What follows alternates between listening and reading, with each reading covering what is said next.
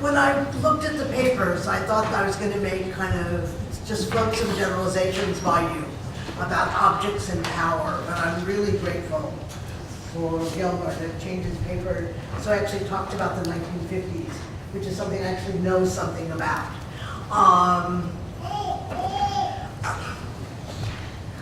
I'm going to take these in order, partly because I don't see a place where they hang together that I could say something really impressive or even interesting. But let me start with the movement of the restoration of the Congo Kingdom. This is a Congo conference and we want to be really interested in the Congo, but this is going on all over the place in the 1950s. On the cusp of independence in Kenya, there is a movement that Mombasa goes back to the Sultanate of Zanzibar and they fly the Sultan's flag. There's this movement in the Ruwenzori Mountains, that Jared Peterson writes about. And then, there are the gendarmes. There's Moishe Chambe's Palace Guard, who not only go off to Angola and fight for whoever asks them, but they fly Msuri's flag.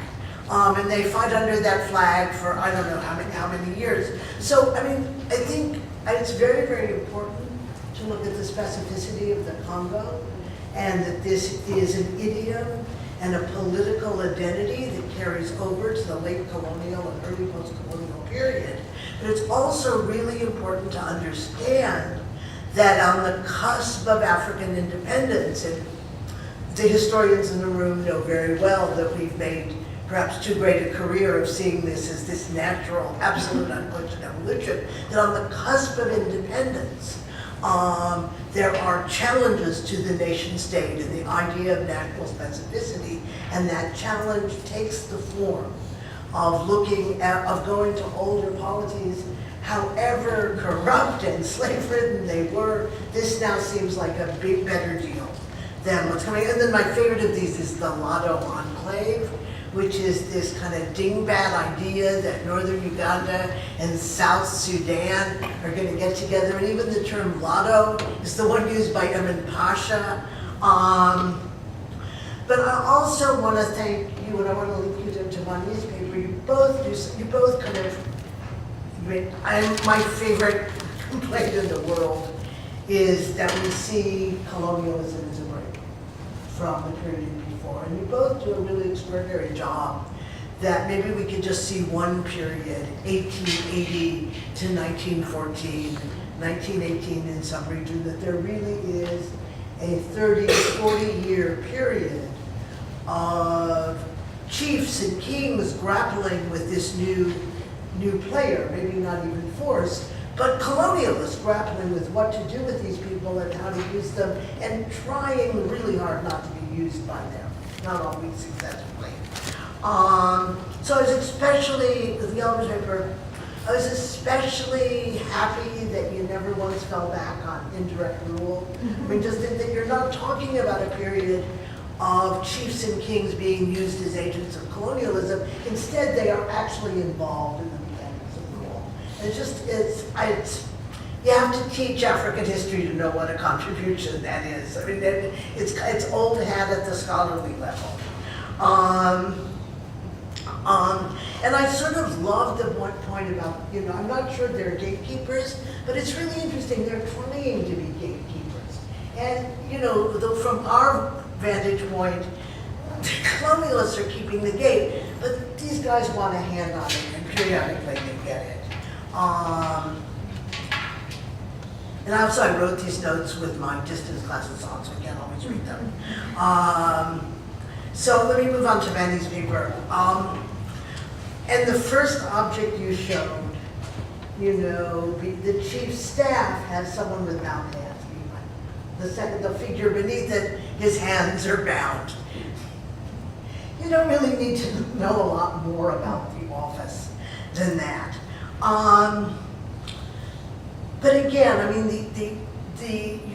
the working of so-called founding traditions, rather as commentary on economic networks and trade and a whole range of relationships. And if there is a theme that links the papers leaders together. It's relationships. It's really important. And I just, wondered, chiefs both have authority and they have great power and they have great meaning, but they're also an idiom with which to talk about these things. They're, in narratives and tradition, I don't do tradition, but I like to think of stories. They're a way to talk about relationships and the meanings of power and sociality therein.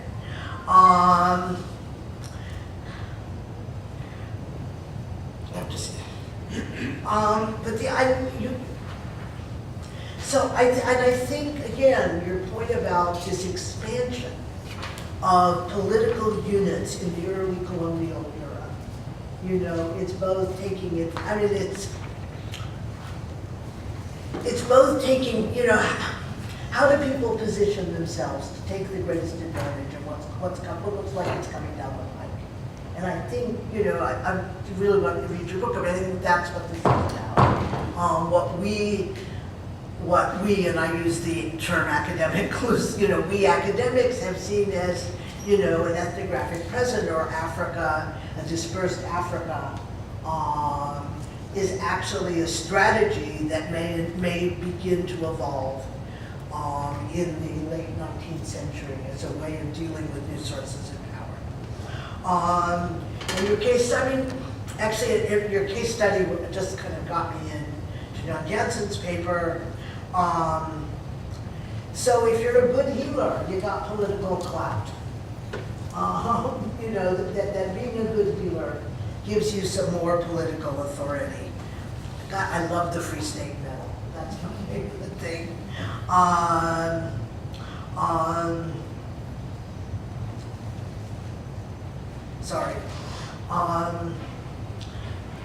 But also the other thing is the woman chief. When you started telling me about the contest over the woman chief, I thought it was going to be one of the great disses of Congolese history, that a woman was chief. Has nothing to do with the fact that she's a woman. It's that they chose her over an earth priest. And an earth priest who thought he was so smart he could get his slave to get the medal. That this is, so I think, we want to say, it's European scholars, it's academics, it's colonialists who see chiefs as kind of symbolic, as ritual authority that have great power, and as long as you have one that has the right implements and some legitimacy, you're fine. Where on the ground, chiefs have to have some kind of ritual authority to have any meaning at all.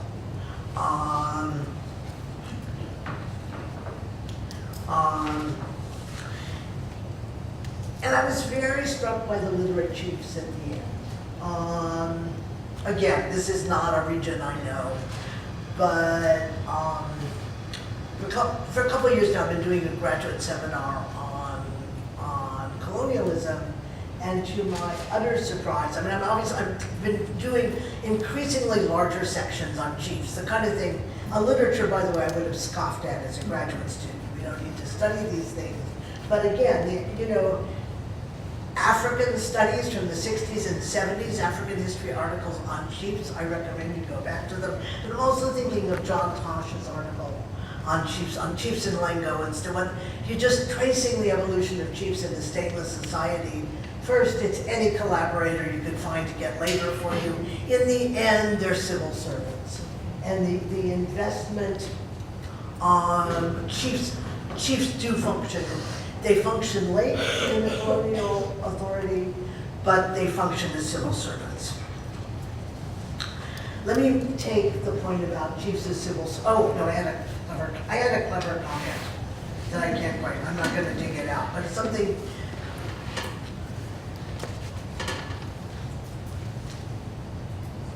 The healing aspects of African political authority and the disease burden, for want of a better term, in Congo today, I think really call us something into question.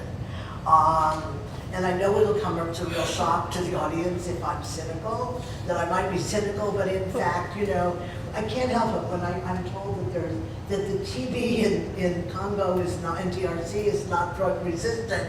Can't help but think it doesn't matter. There are no drugs, you know.